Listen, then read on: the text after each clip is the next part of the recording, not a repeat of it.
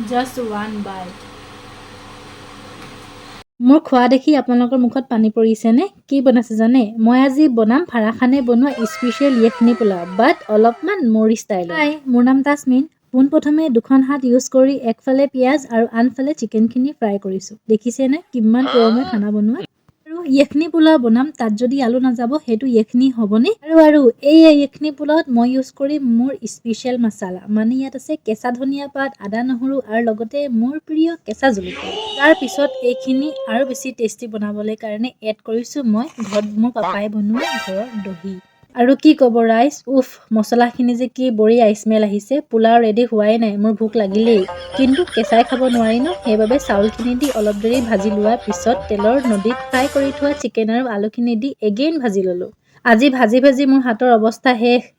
এটা কাহাৱাত আছে নহয়, কুছ পানে কে লিয়ে কুছ খোনা পড়েগা, ছেম তেনেকুৱা মোৰ লগত হৈ আছে। সোৱাদ অনুযায়ী নিমখ আৰু পানী দি কেনে জালুকৰ গুড়িৰে ঢাকি 3টা চিটি লগাই দিলোঁ, আৰু তাৰ আগত নিমখখিনি টেষ্ট কৰি লৈছোঁ, কাৰণ যদি বেছি হৈ যায় তেতিয়া খাইতো ভাল নালাগিব। চিটি ওলোৱাই খোলাৰ পিছত ইয়াত দেখি আৰু বেছি ভোক লাগিছে। ইয়াৰ টেষ্টটো যে ইমান বেছি বঢ়িয়া হৈছিলে। মোৰ এই য়েখনি পোলাও ৰেচিপি আগত সকলোবোৰ ফেইল।